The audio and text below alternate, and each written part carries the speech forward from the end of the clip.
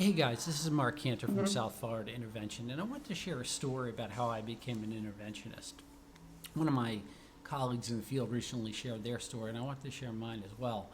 Um, I started doing interventions in 2012, 2013. I was asked to participate in an intervention for a friend in which we hired a professional interventionist who came in, and I just really enjoyed the process. I sat there. I felt like I was able to contribute to it. I felt like I felt like doing that type of work, doing this type of work, helping someone get into recovery, helping a family recover from addiction was something that really meant a lot to me. And I was really fulfilled that day in a way that I hadn't been fulfilled before, or in a way that I wasn't being fulfilled in my own career in commercial real estate at the time. I did all the trainings. I got my certification as a professional interventionist, the CIP, the Certified Intervention Professional, and I kind of stopped. I really couldn't market the company. I'd called my company Capital Intervention, and I really couldn't market it because I had a job. I was working for somebody who was paying me health insurance, putting me up, the whole thing. And I was beholden to them, and I couldn't market this company, and I kind of put it on the side and forgot about it. Well, a couple of years go on, and I'm in commercial real estate. I'm in Washington, D.C., and I'm really starting to feel like I got to do something else. I got to, and the frustration and the dissatisfaction. And I was there for another year, and I would find myself sitting in my office, running my fingers through my hair, kind of like doing one of these, and I would say to nobody there, I got to get out of here. I've got to get out of here. And it wasn't the company, it wasn't the commercial real estate, it was the me. I really needed something else in my life. I wanted to be fulfilled, and I wasn't being fulfilled doing that. I wasn't accomplishing my goals. My heyday had gotten further and further behind me. Then we had the opportunity to move to Florida, to come here to South Florida. And everybody had to be on board for this. And I was looking for a reason to get out of DC. I needed a change no matter what it was. Somebody said, "You want to go to Kansas?" I would have went to Kansas. Well, my wife's job, her business is very portable. When she interfaces with a client, she's usually on a plane. My daughter was at a very small private school in Maryland, and she wanted to go to a real school. So all three of us were on board, and we very enthusiastically and very quickly rent out our apartment in Washington, D.C., and we moved down here to South Florida. And, lo and behold, I come here, and out of fear, I do the exact same thing that I had done back in D.C. I get a job for a commercial real estate firm. In fact, these two firms almost look identical, but except for one being focused on shopping centers, the one here is focused on office buildings. And quite frankly, the day I walk in there, I know it's a mistake, and I literally say to myself, "What the fuck am I doing here? This is crazy." I'm once again in my life taking the round peg and trying to get it in the square hole, and it's just not working, and I wonder why. And I go through this thing where I say, well, if I just hold on tighter, if I just work harder, if I just force myself to focus, it'll be okay. If I just swim uphill hard and swim up against the stream hard enough, I'll make it work. But that's not really ever happening. And after being at this new commercial real estate firm in South Florida for about a month, I'm back to not just running my fingers through my hair saying, I got to get out of here. Now I'm starting to say, if I don't get out of here, I swear to God, I'm gonna kill myself, because I really don't see a way out. I'm trapped. I don't see a way out. And quite frankly, I was starting to feel a little bit more depressed and a little bit more, I wanted this meaning in my life. I want, more than anything, more than money, more than status, I wanted meaning. I wanted to be able to wake up in the morning and feel like I know what I'm doing today. I know where I'm going. I know what I'm doing today. There's no question about it. I wanted my path, my goals to be so clear to me that nothing else mattered. So one weekend, my wife's away. I think she's traveling on business, and it happens to take her away for a weekend. And my daughter's home with me. And And I don't remember what the conversation was, but she's very in tune to how I feel. Her and I are very similar in a lot of ways, and she can really read me. Like if she calls me, and I'm not feeling myself, she'll know right away. She'll say, "Dad, what's wrong?" And I'll say, "No, nothing. I'm fine." And she says, "Something's wrong." And, I have no choice, but I have to fess up and tell her what's going on. She's just that intuitive with me.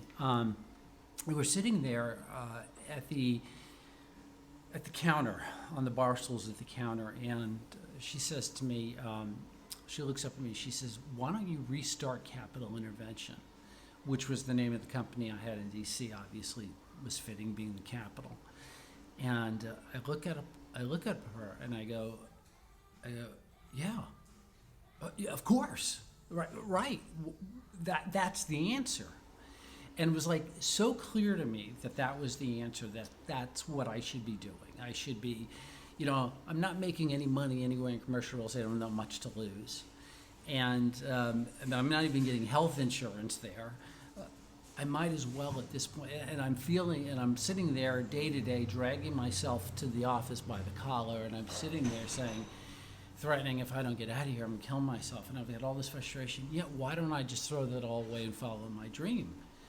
And I didn't know what that dream was. And then like that, my daughter says, "Why don't you restart Capital Intervention?" And we did. So that weekend, Justine and I started to work on, we built the website.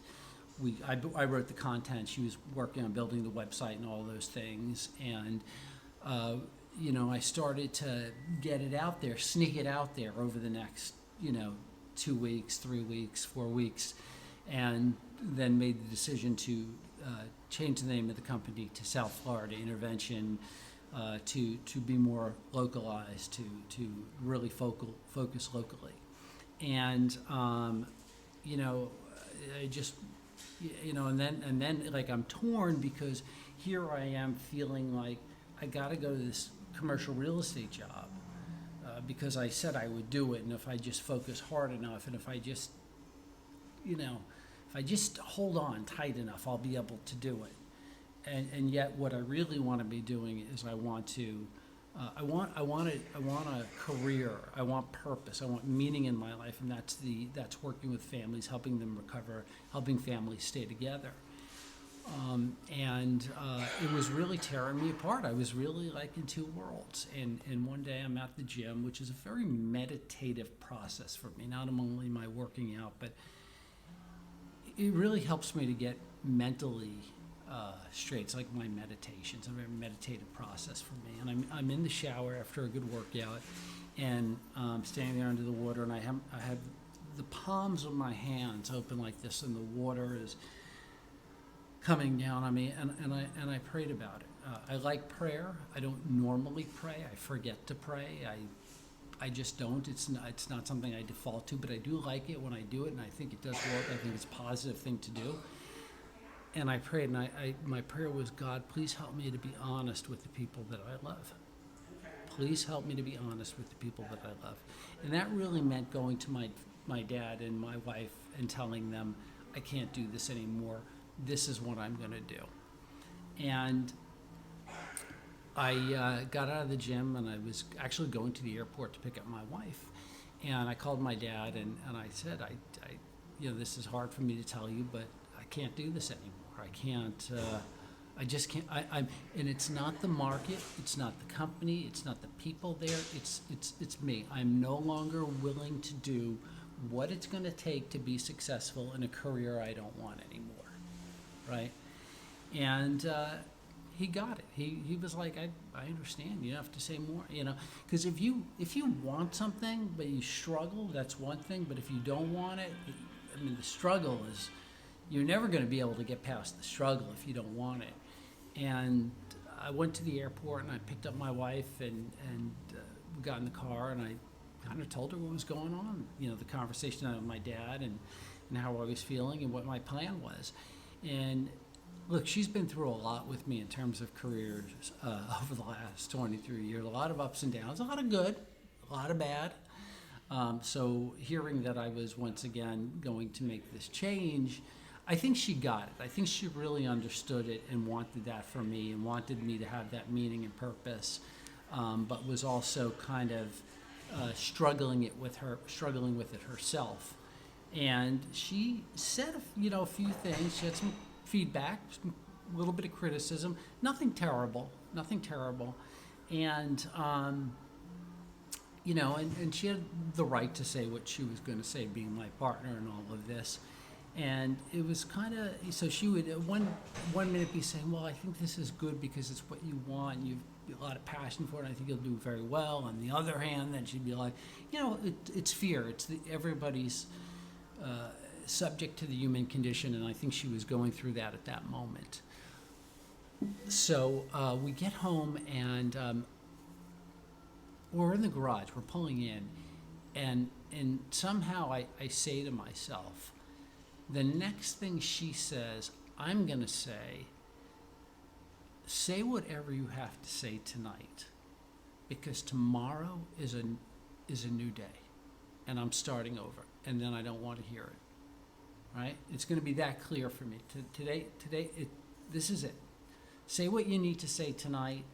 I get it, I hear you, but tomorrow's a new day and I don't want to hear it.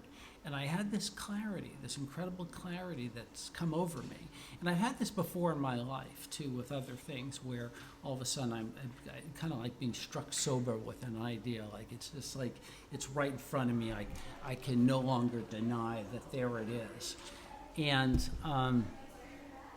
she never said another word. That was it. It's almost like we connected in that way. Like I put it out to my God, to my universe, that tomorrow's a new day. I'm starting my life over. And that was clearly felt and demonstrated in my energy. And it never came up again. And that's amazing. And that's the beginning. And that's how I got into this. And I'm so glad I did. And I'm grateful every day. And sometimes I'll have hard moments where, there's some clients seem to come in waves. You get 2 or 3, and then none, and then 1 or 2, and then none, and that kind of thing. It comes in waves, and I'll get a little nervous, a little bit of fear, and then I'll ask myself, do I believe? And the answer is I believe, and as long as I believe, I can do. So that's the message this morning. It's starting to get loud around here. I'm in the lobby of my building, so I'm going to wrap it up. But I wanted to share that story with you because it's a really personal and a really important story to me, and what South Florida intervention means to me, what working with families means to me, the reward that I get for seeing, putting a family member, properly placing a family member in the right treatment center. I shared with a colleague not too long ago, I said, I don't want to say I take it personally. And she said, but you take it to heart. And I said, yeah, that's it. I take it to heart. So that's kind of the story of how I began South Florida Intervention. And it was fun telling you the story. And so please follow me on YouTube, or check us out at southfloridaintervention.com. And I'm going to wrap this up. I didn't want it to be this long, but it is what it is. So thanks for watching. Take care.